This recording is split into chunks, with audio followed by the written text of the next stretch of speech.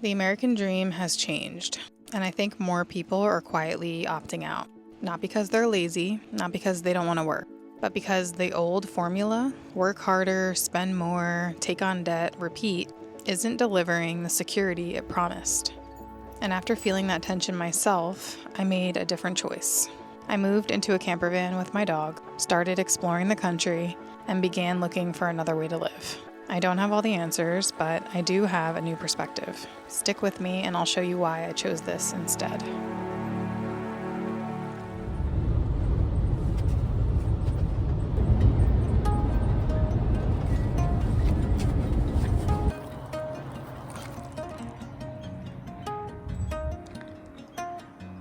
Pretty day use area.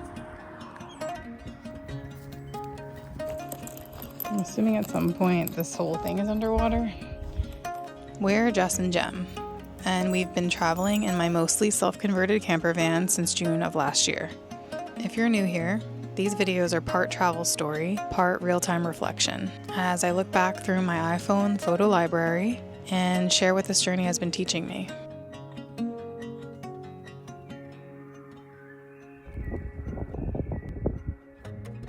We're picking up where we left off in the last video. It's September of last year, and we're about to spend a week immersed in Sequoia National Forest, camping alone in one of my favorite wild locations along my travels so far.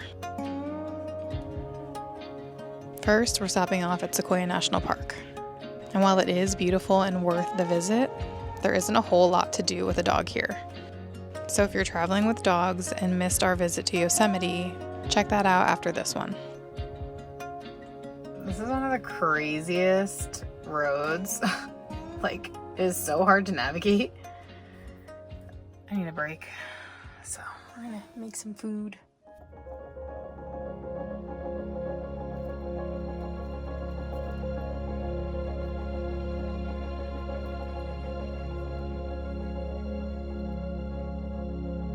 These are normal sized trees. And then there's, whoa, bam! Holy cow. Insane. So thick. She's thick. My goal has never been to just roam endlessly. It's been to see as much of this beautiful country as I can, while saving thousands per month in rent. And one day, find a place where I can put down roots. Acres of land with a remote feel, a humble home, and a life that feels aligned, without the lifetime of debt that a large mortgage requires. Sights like this make me so sad. Because one day the whole earth is gonna look like this because of humans. Driving through those oil fields, it honestly felt apocalyptic. Like a reminder of how much of this world has been shaped around extraction, profit, and endless growth, often at the expense of the living earth. And I'm not saying we need to dismantle all infrastructure. Of course not. But it reminds me of that quote. Only when the last tree has been cut down, the last fish caught, and the last stream poisoned, will we realize that we cannot eat money. I keep coming back to that because what is wealth really if the forests are gone, the water is poisoned, and the wild places that make us feel connected are being sold off and destroyed? Just pulled in for camp and there's some big wild bulls down here.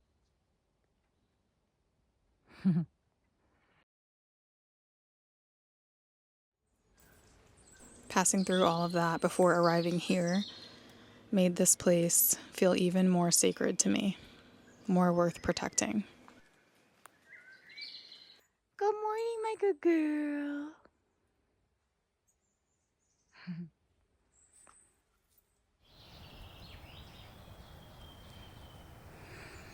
Got this handy just in case. I've been thinking a lot about the ways most of us are taught to strive, to keep producing, consuming, pushing, all in hopes of one day arriving at security. But for so many people, that arrival keeps moving farther away. The cost of housing, groceries, fuel, healthcare keep rising, and meeting basic needs continues to take more, while giving people less room to breathe. The recurring subscriptions, fees, taxes, tolls. It's like it costs money just to step outside of your door and breathe anymore. Like we're renting the right to simply exist. It's pretty ridiculous if you stop and think about it.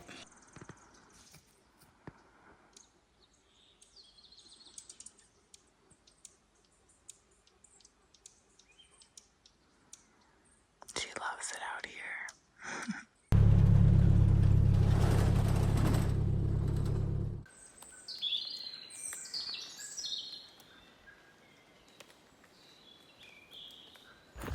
Wow, I'm so glad I decided to seek out another camp spot because this is fucking stunning. We're in Sequoia National Forest.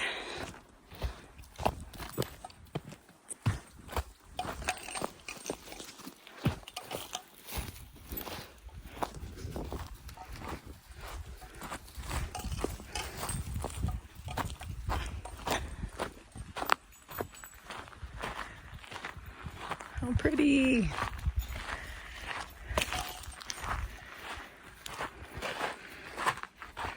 When life becomes constant survival mode, it leaves very little space to create, reflect, or build something meaningful. And I think part of what we're witnessing is more people waking up to that, quietly questioning that path and asking what enough actually is. That questioning is what led me here. How stunning. And this isn't coming from someone who hasn't participated in that system. I spent over a decade working in healthcare as a registered nurse and shifted to working remotely since 2020. Wow. Mama, what a spot, huh?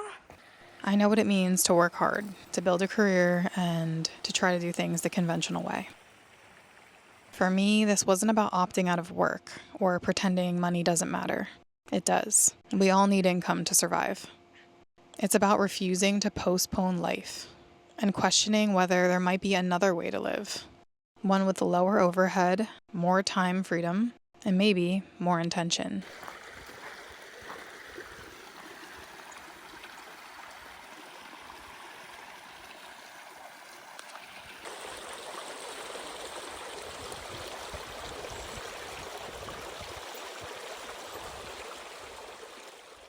Hey, part of making an alternative lifestyle work is being honest about the practical side, because this off-grid lifestyle still has to be funded and still has to be functional. I make ends meet with remote work, freelance, and partnering with companies that I already use and believe in, which brings me to today's partner, Bluetti.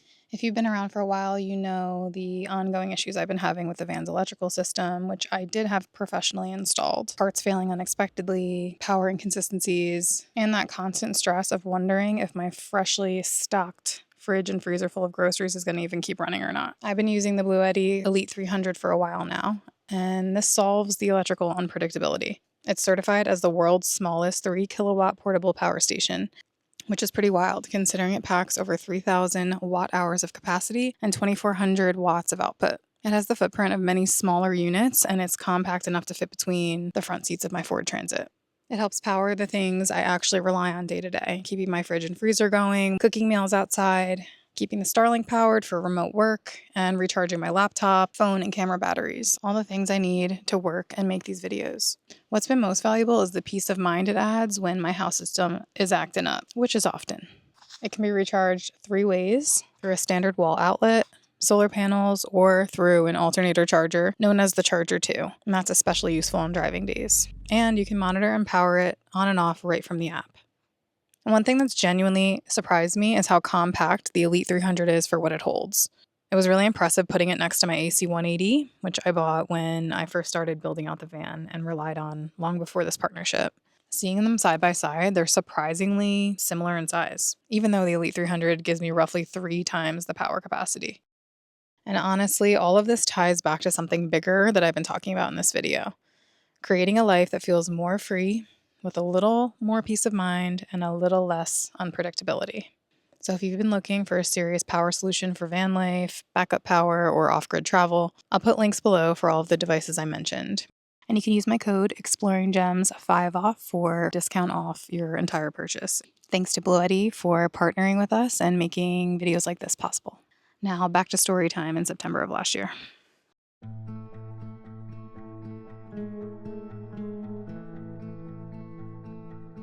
So I chose to step off the default path and give myself a shot at creating a different one. I don't have it all figured out. I don't think anybody does. But I trust I'm moving towards something more aligned by finally following my inner conviction over what I was taught to pursue. I like this bench somebody made. What the heck? Hi, pretty girl. Oh my god, Mama, you look so beautiful. Your coat is so shiny. Can I have my bath? Jemmy, no. Don't eat things, honey. What'd you just eat? Let me see. Let me see it. Open up. Let me see. I love her teeth. Cheers. What'd you eat? You can't be eating stuff out here, honey.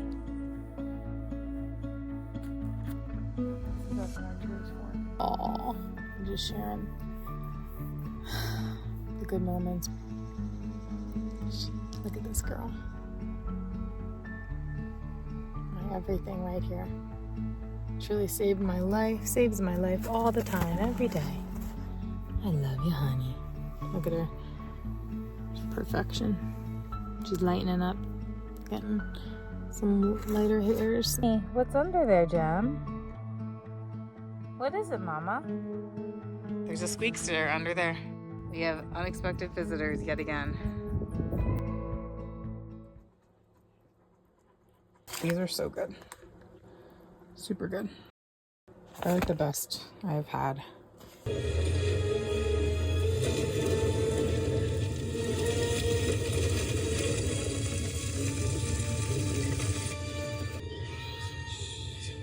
So much relevance to what's always going on. One thing my years as a nurse taught me, and something echoed in the 5 top regrets of the dying written by a nurse, is how little people regret not accumulating more, but instead they regret not living more.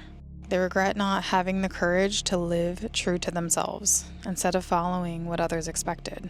They regret working so hard that they missed out on their own life, and they regret waiting too long to let themselves be happy. And that has shaped me. It's part of why I've had the courage to change the course of my life. Good girl. To put myself out here, speak honestly, and follow what feels meaningful, even when it doesn't make sense to everyone else.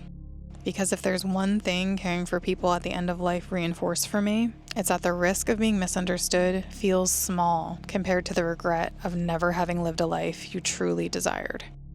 If I have the privilege of growing old, that's a regret I don't want to have when looking back upon my life.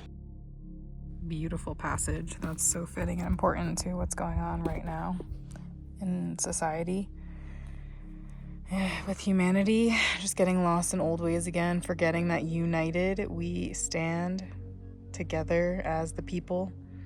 We are not the enemy, but the small percentage of outdated rulers with outdated laws and outdated ideas, that's what needs to be abolished. We the people need to come together.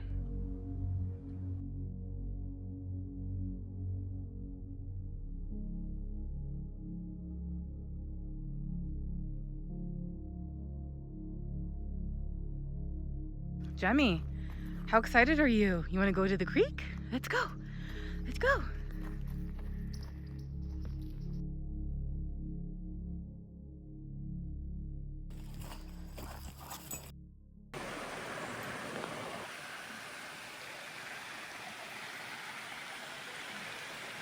This is like literally what my dreams are made of. Definitely came the wrong way. It's like 8:30 in the morning. How pretty. One quick thing before I go. Because I want to help protect places like this from overuse and people leaving trash behind, I'm not going to share exact locations publicly in my videos.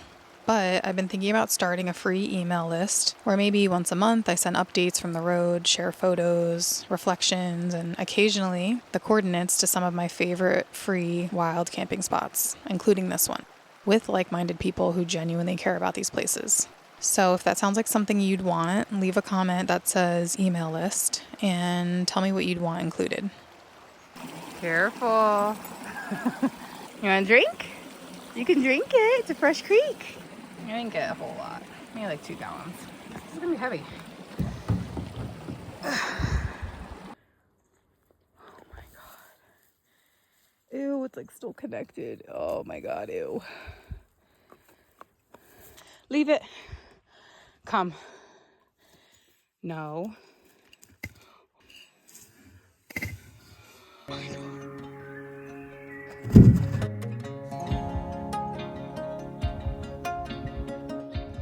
This isn't about escaping work. It's about refusing to postpone life and choosing to feel more alive now. Thanks for being here with us. See you next time.